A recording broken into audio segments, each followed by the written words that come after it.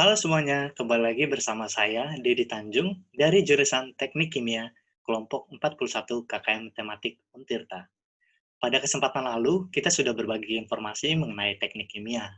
Nah, untuk kesempatan kali ini, saya akan berbagi informasi mengenai teknik kimia dan budidaya tanaman pangan.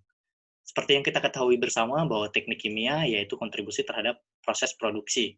Nah, kemudian budidaya tanaman pangan, bukankah itu berkaitan dengan pertanian? Nah, untuk ingin tahu lebih lanjutnya, mari langsung saja kita simak pembahasannya. Yang pertama yaitu teknik budidaya tanaman pangan. Apa sih teknik budidaya tanaman pangan? Teknik budidaya tanaman pangan tersebut yaitu proses menghasilkan bahan pangan serta produk-produk agroindustri dengan memanfaatkan sumber daya tumbuhan. Objeknya tentu saja tanaman pangan, yaitu hortikultura, perkebunan, pertanian, dan masih banyak lagi. Ciri khasnya yaitu teknik budidaya tanaman pangan memiliki volume yang lebih besar, dengan tingkat resiko yang lebih tinggi pastinya, karena kita membutuhkan peralatan proses yang lebih besar dan lebih banyak, serta banyak produksinya yang lebih tinggi, dan pastinya akan dihasilkan suatu produk dengan kualitas yang lebih baik. Seperti itu. Lalu apa sih yang dihasilkan? Yang dihasilkan yaitu berupa ketersediaan pangan, di mana dari teknik budidaya tanaman pangan tersebut dihasilkan suatu jumlah produksi pangan yang mencukupi bahkan melebihi kebutuhan daripada manusia. Nah, selanjutnya yaitu 3 sasaran pokok pembangunan di bidang pangan dan pertanian, yaitu ada ketersediaan pangan, sistem distribusi daripada pangan tersebut, dan pola pangan harapan, sehingga dihasilkan suatu ketahanan pangan. Nah, namun pada kesempatan kali ini, saya akan membahas mengenai ketersediaan pangannya dan juga teknik budidaya pangan, tanaman pangan, dan serta kontribusi daripada teknik kimia sendiri. Apa sih kegiatan pokok dan tindak budidaya daripada teknik budidaya tanaman pangan tersebut? Yaitu yang pertama adalah melakukan pengolahan tanah. Yang kedua, yaitu pemeliharaan untuk mencapai produksi maksimum. Yang ketiga, yaitu tidak berpindah-pindah. Seperti yang kita ketahui bersama, pada zaman dulu, manusia itu hidup memeden atau berpindah-pindah untuk memenuhi kebutuhannya. Nah, sekarang kita tidak perlu berpindah-pindah, namun kita bisa menghasilkan suatu bahan pangan yang lebih berkualitas dan memiliki produksi yang lebih besar, seperti itu. Nah, kembali lagi kepada zaman dahulu di mana pada saat masa Perang Dunia, ada suatu revolusioner bernama Norman Bourlaug mengemukakan mengenai revolusi hijau, di mana revolusi hijau ini tujuan utamanya yaitu untuk menaikkan produktivitas sektor pertanian melalui penerapan paket teknologi modern, sehingga dihasilkan suatu gagasan yaitu untuk mengubah produksi pangan dari yang bersifat tradisional menjadi lebih modern.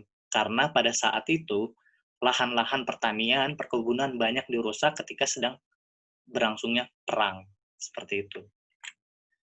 Nah, berikut adalah proses daripada teknologi budidaya tanaman pangan tersebut yang dihasilkan yaitu pemilihan bibit unggul, pengolahan tanah, pemupukan, kemudian sistem irigasinya seperti apa, dan pemberantasan hamanya apa yang digunakan. Nah, ini tidak lepas daripada bantuan daripada seorang teknik kimia, seperti itu.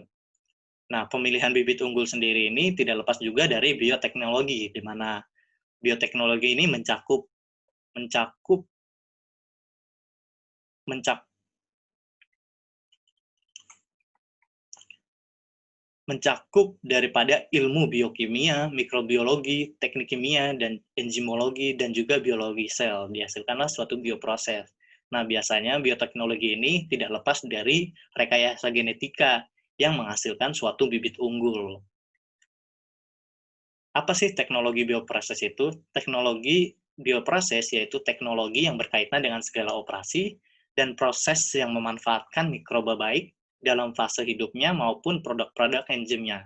Nah, menggunakan proses rekayasa genetika ini dihasilkanlah suatu bibit unggul. Lalu, rekayasa genetika itu sendiri apa sih? Rekayasa genetika adalah suatu proses memindahkan gen unggul dari satu organisme ke organisme lainnya melalui perantara mikroorganisme yang ada di alam. Dalam bioteknologi juga dikenal sebagai yaitu cloning, yaitu yang merujuk pada berbagai usaha-usaha yang dilakukan manusia untuk menghasilkan salinan berkas DNA atau gen, sel, ataupun organisme untuk menghasilkan suatu produk yang lebih unggul, seperti itu. Nah, salah satu contoh produk unggulnya yaitu tomat flavor saver, di mana keunggulannya yaitu memiliki masa simpan yang lebih lama daripada tomat biasanya. Nah, ini dipengaruhi oleh faktor genetika di mana gen yang diambil yaitu berupa gen antifreeze yang diambil dari suatu ikan flounder yang ada di Antartika, kemudian dimasukkan atau direkombinasikan pada suatu gen daripada bakteri, dan kemudian bakteri itu diberikan kepada tanaman tomat tersebut pada suatu tanaman tomat yang masih masih kecil seperti itu. Nah, kemudian kita masuk ke dalam pembahasan pengolahan tanah. Pengolahan lahan sendiri merupakan suatu proses mengubah sifat tanah dengan mempergunakan alat pertanian sedemikian rupa sehingga dapat diperoleh lahan pertanian yang sesuai dengan kebutuhan yang dikehendaki manusia dan sesuai untuk pertumbuhan tanaman. Tanaman membutuhkan unsur-unsur hara atau mineral yang terkandung dalam tanah. Nah, teknik penambahan unsur atau mineral inilah yang diteliti dan dikembangkan dalam ilmu teknik kimia. Ini merupakan beberapa unsur hara ataupun mineral ataupun nutrisi yang dibutuhkan oleh tanaman, yaitu ada kalsium, kalium, nitrogen, fosfor, dan mikrobiologinya, dan masih banyak lagi. Seperti itu.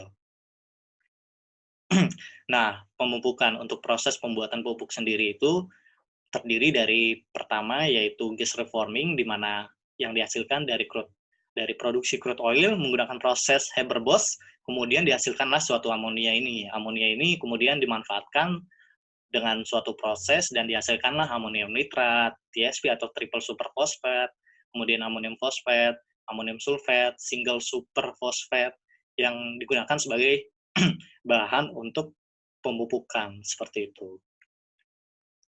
Nah, pada saat ini sedang berkembang yaitu suatu teknologi yang menghasilkan nano fertilizer, di mana penerapan teknologi nano dalam proses produksi pupuk yang menciptakan suatu unsur hara yang memiliki karakteristik unik yang tersusun atas partikel yang sangat kecil atau nano. Nah, keunggulannya yaitu pupuk yang menggunakan teknologi nano tersebut bermanfaat untuk meningkatkan penyerapan hara, perlindungan tanaman dari hama penyakit, serta meningkatkan hasil produksi tanaman dengan efisiensi dan penghematan sumber daya lahan. Seperti itu. Nah, ini merupakan tanaman yang setelah diberikan nano fertilizer, di mana terjadilah peningkatan-peningkatan aktivitas mikrobiologi pada tanah, kemudian peningkatan pada pengambilan nutrisi daripada tanaman tersebut, kemudian peningkatan penahanan air, kapasitas air pada tanaman tersebut, sehingga menghasilkan tanaman yang lebih bagus kualitasnya dibandingkan tanaman-tanaman yang tidak menggunakan pupuk teknologi nano. Seperti itu. Selanjutnya yaitu pemberantasan hama. Pemberantasan hama ini sendiri terbagi menjadi dua. Biasanya kita kenal sebagai pestisida. Pestisida ada yang jenis chemical dan juga ada biopestisida. Biopestisida ini sendiri biasa terdiri atas microbial pestisida, biochemical pestisida, dan juga plant incorporated pestisida. Selanjutnya yaitu teknologi terbarukan juga yaitu nanopestisida, di mana nanopestisida ini sangat bermanfaat untuk meningkatkan ketahanan tanaman terhadap hama-hama dan juga meningkatkan penyerapan nutrisi serta meningkatkan kelarutan daripada si tanah. Kemudian diklaim bahwa nanopestisida ini memiliki mampu untuk menurunkan pencucian terhadap tanah dan juga menurunkan toksisitas yang ada pada pada tanaman tersebut, seperti itu.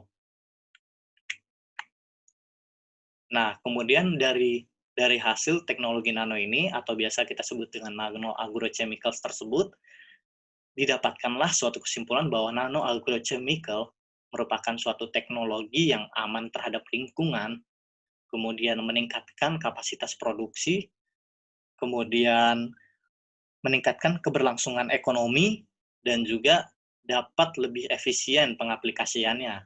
dibandingkan yang tidak menggunakan teknologi nano. Selain itu juga nano agrochemicals dapat mengurangi kerugian daripada suatu sumber daya tanaman pangan, serta dapat meningkatkan biointeraksi pada tanah, seperti itu.